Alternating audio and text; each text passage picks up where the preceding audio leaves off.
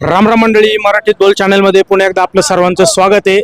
आता थोड्याच वेळा शरददादा या ठिकाणी उपस्थित होणार आहेत आणि शिवसेनेची ही प्रचार रॅली या ठिकाणी चालू आहे। त्या प्रचार रॅलीमध्ये बोरवाडी म्हणजे आपल्या खोडद आणि याडगावच्या दरम्यान असणार हे बोरवाडी वडगाव या ठिकाणी सर्व तरुण मंडळ या ठिकाणी जमा झालेले आहेत शरददादांच्या स्वागताकरता। तर आपण त्यांना जाऊन विचारूयात सध्या काय चालले, काय हवा काय आहे। नमस्कार दादा। नमस्कार। आता जिल्हा परिषद पंचायत समितीच्या निवडणुका आहेत, रणधुमाळी खूप शेवटच्या टोकाला आलेली आहे, एकच दिवस बाकी आहे। तर सध्या काय कोणाची हवा वाटते? धनुष्यबाण। धनुष्यबाणच का? धनुष्यबाण का तर तालुक्याचे आमदार शरददादा सोनवणे आणि धनुष्यबाणात निवडून द्यायचं कारण असे की वरती सरकार आहे, आमदार आहे, म्हणून आम्हाला आमदारांचे एकनाथबाईंचे हात बळकट करण्यासाठी तालुक्यातील सर्वच धनुष्यबाणावरची सीटं उमेदवार निवडून देणं गरजेचं आहे। बरं, तुम्ही म्हणता धनुष्यबाणाची निवडून द्यायची। आता तुम्ही वडगावचे ग्रामस्थ आहेत, वडगावला जर संधी मिळाली तर मग वडगावकर कसे आहेत? सर्व एक दिलाने एक मुखाने वडगावच्या कॅन्डिडेट मागे उभे आहे, पक्षविरहित। मग फक्त वडगावचे सीट निवडून आणायचं का पूर्ण पॅनल? पूर्ण पॅनल, वडगावचं सीट नाही, पूर्ण पॅनल। ताकद जेडपी सदस्य खाली पंचायत समितीला ताकद देणार आहे आणि जेडपी सदस्याला आमदार ताकद देणार आहे, आमदारांना एकनाथबाई ताकद देणार आहे। त्यामुळे पूर्ण पॅनल हे फार महत्वाचं आहे आणि पूर्ण पॅनल 100% निवडून येणार आहे, यात काहीच शंका नाही। या ठिकाणी काही दादा आहेत। दादा, मला नमस्कार, मला एक प्रश्न विचारायचा आहे।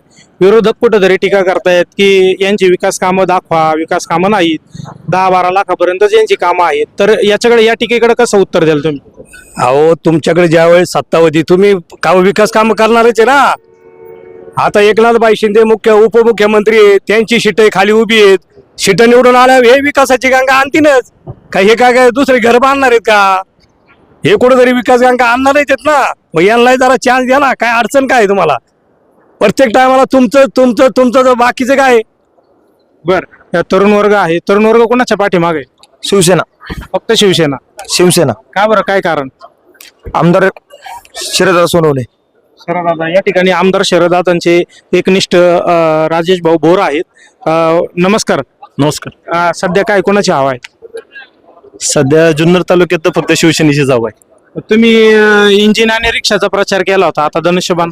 हो, 2014 साली इंजिनचा प्रचार केला, 2019 साली परत धनुष्यबाणाचा प्रचार केला, 2024 साली रिक्षाचा प्रचार केला।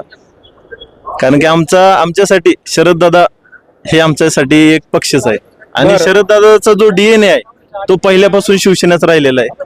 त्याच्यामुळं जरी दादा अपक्ष लढले किंवा दुसऱ्या चिन्हावरती जरी लढले तरी ते तुम्ही बघा, फिरून ते धनुष्यबाणापाशी झालेले आहेत आणि आजही ते धनुष्यबाणासाठीच लढतायत।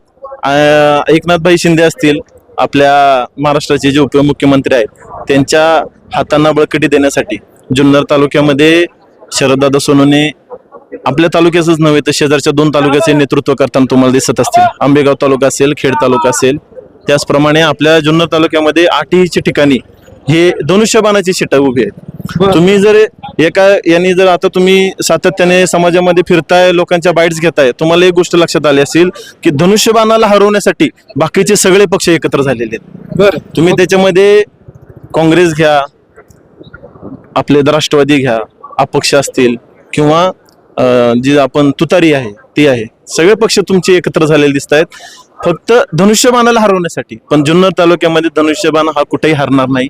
सातत्याने 8 आपली जिल्हा परिषदचे गट आणि 16 पंचायत समितीचे गण हे धनुष्यबाणाच्या चिन्हावरची विजयी होतील, याची मला पूर्ण शाश्वती आहे। बोरी खोडद गाणामध्ये विरोधक असा प्रचार करतात की शिवसेनेची काही विकास कामं इथं दिसत नाही। मग त्या टीके काय पाहता तुम्ही, कसं उत्तर द्याल? विकास कामांविषयी फक्त शरददादा सांगू शकतील तुम्हाला। शरददादा ज्यावेळेस इंजिनच्या चिन्हावरती ज्यावेळेस 2014 साली निवडून आले होते तर न भूतो न भविष्य असा जुन्नर तालुक्याचा विकास त्यांनी केलेला आहे। त्याच्यानंतर सातत्याने ते सरकारबरोबर राहिलेले आहेत, सगळ्यांशी बोलतायत, सगळ्या गोष्टी त्या करतायत आणि विकास कामे नाही आपण असं म्हणू शकत नाही। आपण ज्या ठिकाणी आता उभा आहे, ज्या चौकामध्ये आपण उभा आहे, तर तिथून पण तुम्ही जर पाहिलं तर जांबूत फाट्यापासून बेल्ल्यापर्यंत 1 स्ट्रोकमध्ये